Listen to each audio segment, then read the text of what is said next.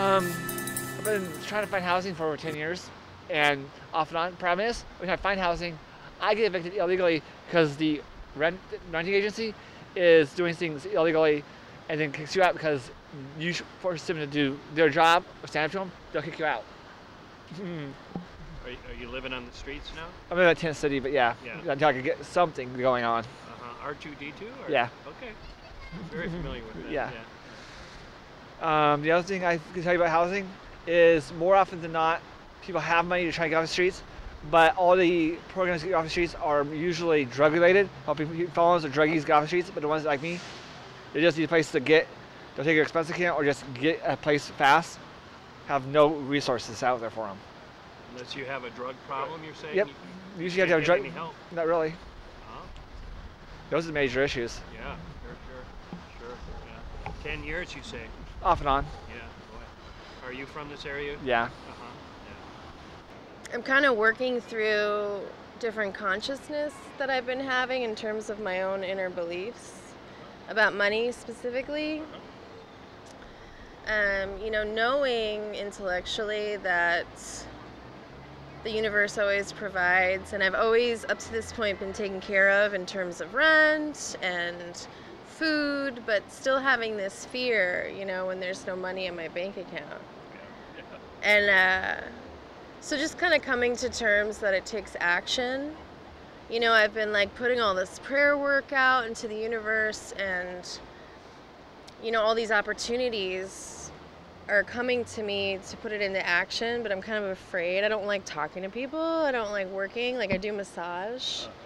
And my job kind of just signed me up for this little expo thing we're having today, to have a booth about Reiki and get people in. And I'm like, I don't want to go, but it's, how I'm going to get out there and promote myself. So I'm just that's what's been on my mind this morning. No, that's very interesting. Actually, I was thinking about going to sketch today. I was trying to find a spot to sketch people, and I was on my way down towards the waterfront to sketch some people. Are you? Is that what you do for a living, or is that? No, it's just hobby? a hobby.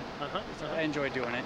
So I was doing some gesture drawings yesterday at Hip Bone Studio, and kind of got me in the mood to do some more. So just gonna head down. Kind of drawing. Fascinated with people and the way they look and their faces, and yeah, the movement mostly. I'm interested in how people move and trying to capture that. So, how long have you been doing that? Well, since I was little. Painting, drawing, art. Yeah, it's my passion. So. Well, the fact that I'm gonna go home right now to my studio apartment where I feel safe, and I have food. I just was able to have a cup of coffee and enjoy my morning, and I have a cat to go home to, so I'm not alone. And I went to the library and printed out a bunch of stuff that I can hand out at the expo about what Reiki is. So I think just forcing myself to go to this thing today is how I'm dealing with it. Put yourself out there, right? Yeah. And sounds like you try to stay positive. Yeah, because the first 30 years of my life, I was pretty much living in hell, and I don't think we support artists enough. But as far as enough, I don't see it. I don't see it like that. I try to better myself mostly. I'm not trying to do it for other people. I do it for me. Do you share your work with others? Yeah, I do. I show it when I can, but like I said, it's not for other people. I do it for me. I just noticed that when I change my thinking, my life changes, because I have different thoughts, so I have different actions, and then the results are different. I used to be really addicted to drugs and alcohol, but I've been sober for about 2.5 years now. So my life is completely different than it was even a year ago. So does that answer your question? I'm not. Yeah, absolutely. When I draw, I focus on one thing and it clears my mind. So it's more of a mental health. I keep my mental health that way. Yes. Cool. So, Interesting. That's great. Thank you. Yeah. Appreciate your sharing.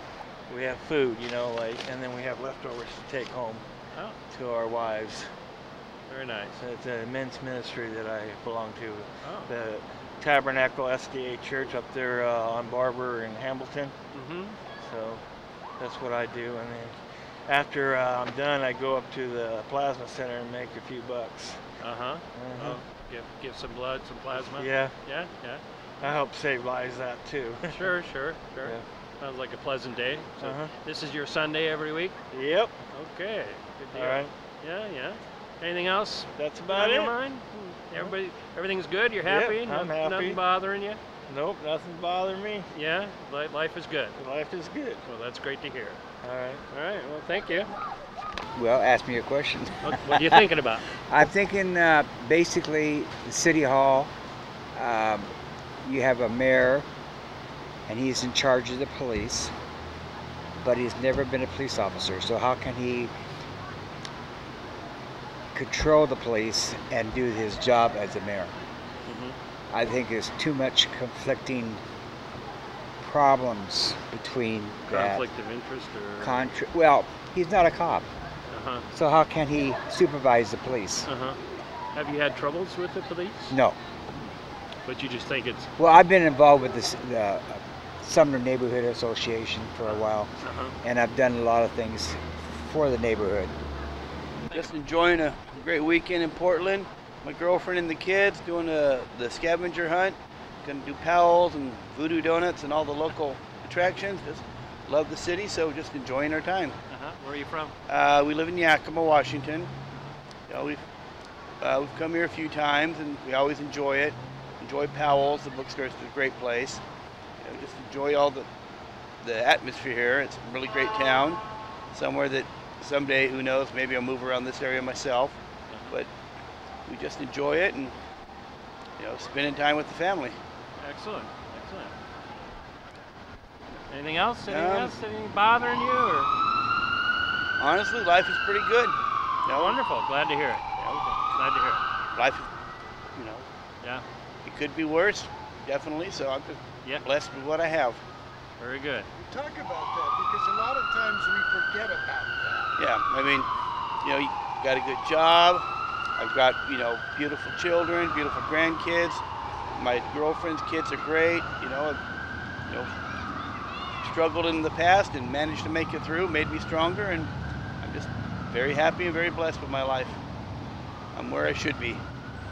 What about the world? The world needs some help, but you know, it's one of those things to where it's going to always need help. You know, you've got too many people who have their own personal agendas. You know, instead of looking out for everyone else, they're looking out for themselves. You know, whether you're Democrat, Republican, whatever, you know, with the government, they need to basically make it where, you know, the parties care about the American people and not about their party, you know, line. You know, you can actually reach across the aisle and be a good American instead of just sticking to your party line and being an idiot.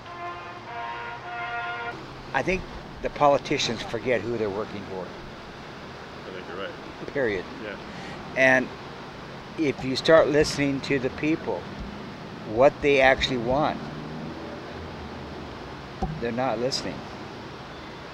The homeless is increasing as we see it. City Hall seems to be pushing it under the rug, wishing it would go away, but it hasn't gone away. In fact, there's more coming in every day. There's a lot of groups that help feed the hungry. God always told me to feed the hungry, so I don't know. I'm still working in a restaurant. I'm 74 years old. I went through the Air Force. I still feel bad about the homeless. I wish I could do something for them, but I don't really know what I would do. But I really think it's the people themselves have to make a decision what they want and have the politicians do that. But the politicians do what they want. They seem to do what they're spending, like millions of dollars for some of the, well, take for instance the bridge across to Vancouver. Chocolate ice cream's really good, but even though it has sugar in it, it's still very good. Have you ever tried to get on the road to go to Vancouver during the rush hour? I used to. Millions of cars. There's a problem there. They seem like to have the mass transit. I think it's fantastic. MAX is fantastic. But there's still, I understood that MAX was supposed to take cars off the road, but what has increased was there's more cars. Yeah.